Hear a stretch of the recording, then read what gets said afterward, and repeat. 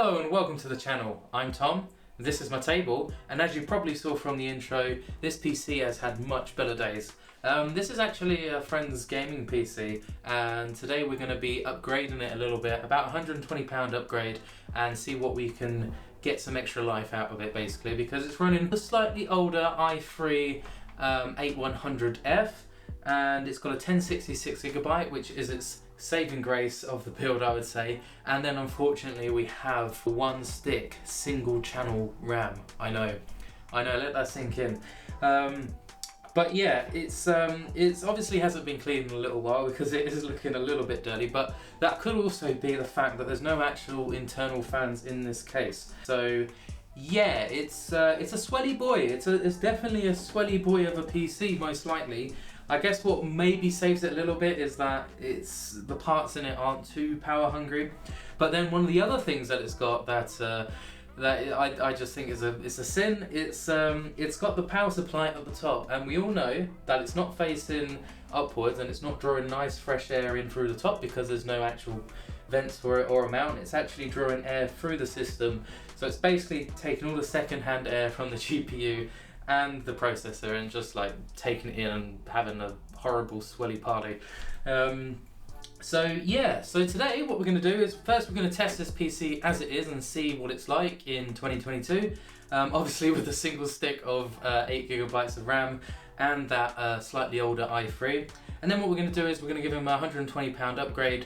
Now this is something that I had to scout for a little bit of time. It took me about 2 weeks of looking on Facebook Marketplace and on eBay, but finally I managed to get a case. I managed to get 16GB of DDR4 RAM, an i3-10100f, and a cooler for about £120, give or take, just a little bit less I think it was.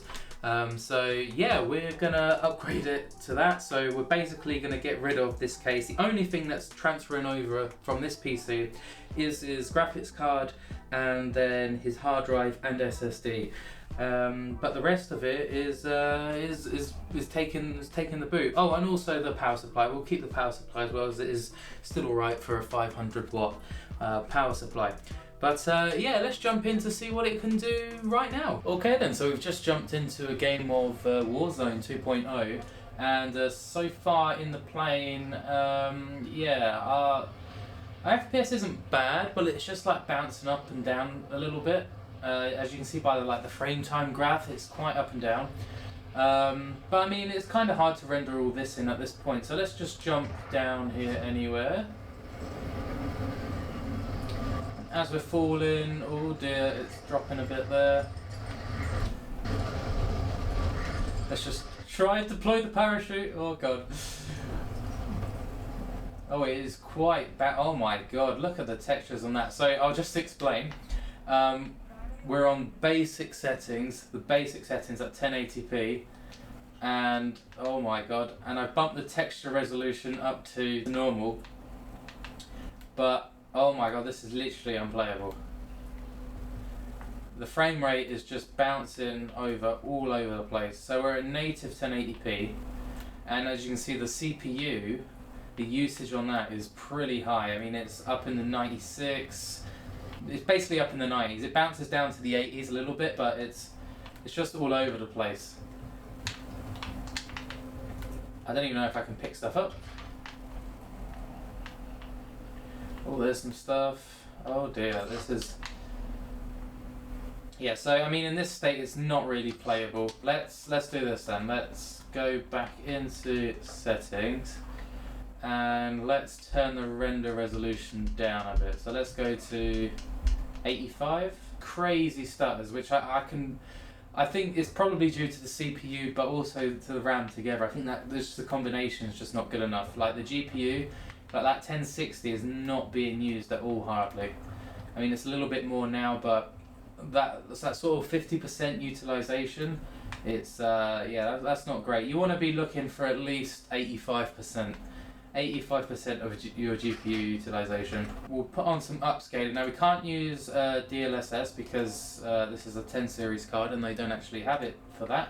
So we'll try the FSR from AMD and we'll see. We'll put it on quality and we'll see what that does, if it actually works with it.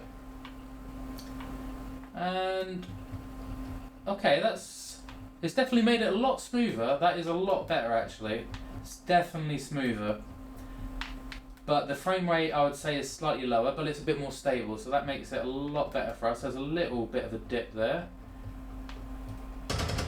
Oh god, this is really bad, but I'm not even going to really bother testing any other games on the setup that we're on right now because, yeah, although Warzone is a newer game and this is what's going to struggle on a bit more, I don't think it's really worth it. And we'll do a dedicated video on the i3-10100f in a future video. So I think that's going to be all for now. There's not anyone near us, unfortunately, but yeah, it's not really a great experience. So let's get to upgrading the PC. So we have our parts here ready for the upgrade. We have the Rift RGB Flow mid-tower case, and I managed to pick this up for £20, which isn't a bad deal. I got this brand new on eBay. Usually it sells for £34–40, and it does have one fan pre-installed at the back of the case, so we're going to have negative pressure in there, but it should be alright for the time being. At least there's going to be one fan drawing some hot air out of the system. At a later day, if he wants to add more fans in the front, he can. And then for our cooler, we have the Hyper H412R, and my god, is that going to be better than the stock Intel cooler. Those old things are absolutely awful. It's just, when I turned on the PC before, it was just absolutely crying for help. I don't know if you can hear it in the video or in that footage, but it is absolutely begging to be put out of its misery because they just have that sort of frequency that gets on your nerves, and I could actually feel it through the table, like the vibrations. I could feel it just moving through the table and absolutely like just shattering my wrists. I wouldn't go that far actually, but you know what I mean. They're just loud and obnoxious, and nobody should have a stock Intel cooler. So that's why I've gone for this. It's a 92mm fan. And yeah, it should be plenty for an i3 part. I also managed to pick this up on Amazon for £18. Then moving on to our processor, we have the i3-10100f, and yeah, 10th generation Intel. This processor is the first i3 I think that actually added hyperthreading into the i3. So unlike the i3-8100f, instead of just having 4 cores and 4 threads, this one, the 10100F, actually has 4 cores and 8 threads. So hopefully those extra threads and the hyper-threading will give us a good benefit in games. Not every game, but in I think most modern games now, it should give us a good boost. I also managed to pick this CPU up for £20 on Facebook Marketplace. So I mean, there is the risk that this little fella doesn't actually work, but fingers crossed. And then moving on to our RAM, we have 2 sticks of 8GB DDR4 2400 speed RAM, CL17 as well. So not the fastest, but it's double what he had in the system before. I'm not sure what RAM speed it was, but I would think that it would be a maximum of 2400, because I'm not sure that motherboard could support much higher than that. So yeah, this should be a decent upgrade, especially going dual channel in the RAM. Again, next to that Intel stock fan in the old system, that RAM stick was desperately crying out for help, and I think that's probably what's responsible for a lot of our dips that we did see in Warzone 2. So yeah, hopefully this will do us justice. And price wise, I managed to get this for £28. So then moving on to our motherboard, we have the Asus Prime H410M. And yeah, this is a pretty basic motherboard, but we did need a new motherboard because Intel does like to change its sockets nearly every generation of CPU. So yeah, we needed a new motherboard, and to be honest, for an i3, this chipset is going to be absolutely fine. And yeah, that's about it. So let's go on to the build. I'm going to put it together, and then I'll be back to you to show you the performance and obviously what it looks like, and hopefully the aesthetics are a lot better.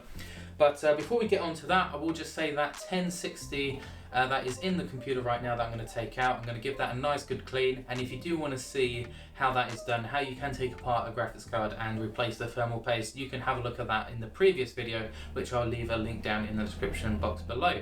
But yeah, for now I'm going to get to ripping parts out of the old PC and then putting in this new case and assembling the whole PC.